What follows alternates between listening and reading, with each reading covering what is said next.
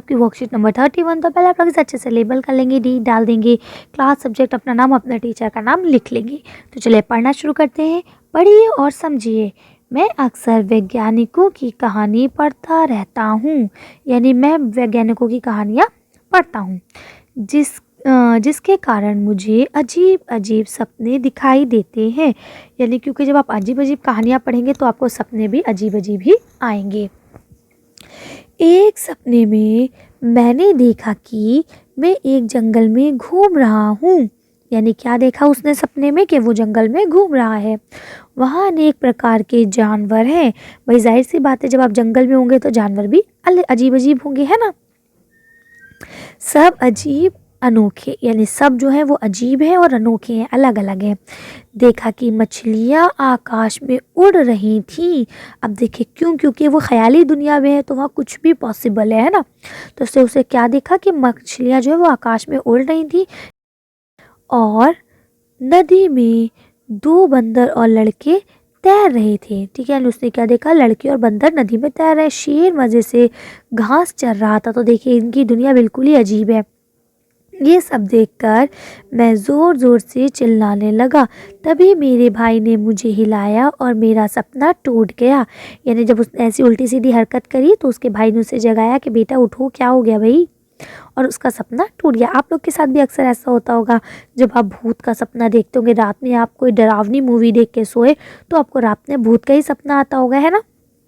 इस अनुच्छेद में कई ऐसे शब्द आए हैं जिनसे एक पदार्थ या प्रणाली का बोध होता है, जैसे सपना, जंगल, नदी, शेर आदि एक वचन कहलाते हैं। यानी जिसमें एक वचन है, ठीक है, एक ही प्राणी है, यानी एक ही चीज़ है, ठीक है, तो वो एक वचन कहलाते हैं। लेकिन कई शब्द ऐसे भी आए हैं जिसमें एक से अधिक पदार्थों या प्राणियों का बोध है, यानी कि उसमें एक से अधिक है, जैसे कहानियाँ, सपने, मछलियाँ या लड़के। ठीक है, ये सब एक से अधिक है।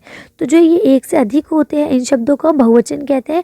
देखिए लिखा है, शब्दों के एक या अनेक होने का बोध वचन द्वारा होता है। यानी कि अब एक है या अनेक है, ये हमें कैसे पता चलेगा? ये हमें पता चलेगा वचन के द्वारा। ठीक है, अब देखिए क्या लिखा है। शब्द के जिस रूप से उसकी संख्या का बोध होता है उसे वचन कहते हैं। यानी वचन किसे कहा जाता है? जिससे हमें पता चले शब्द की संख्या क्या है। और वचन के दो भेद होते हैं। कौन कौन से? पहला होता है एक वचन और दूसरा होता है बहुवचन। एक वचन में सिर्फ एक संख्या आती है और बहुवचन में एक से ज़्यादा सब आ जाती हैं। ठीक है, अब देखिए यहाँ आपको उदाहरण दिए गए हैं।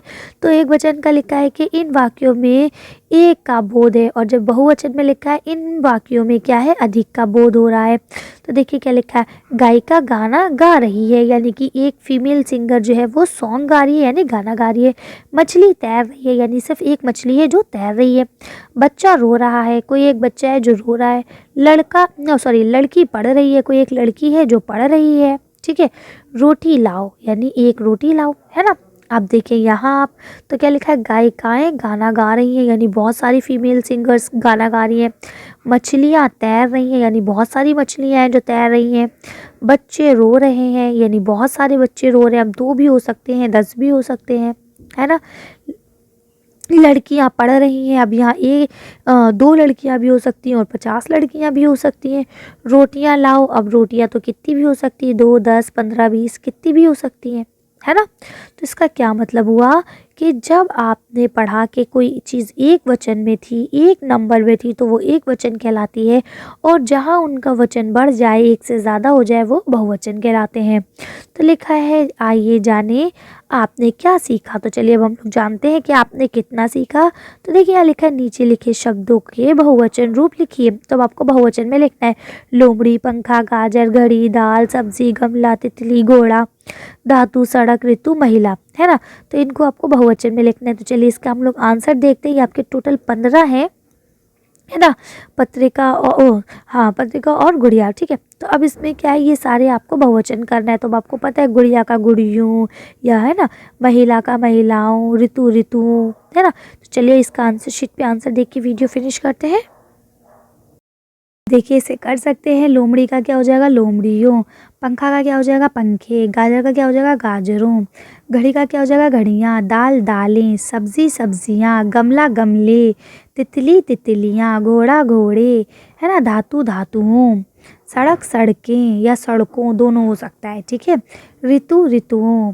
महिला, महिलाओं, ठीक है। जैसे महिलाओं भी हो सकता है, महिलाएं भी हो सकता है, तो एक ही बात है।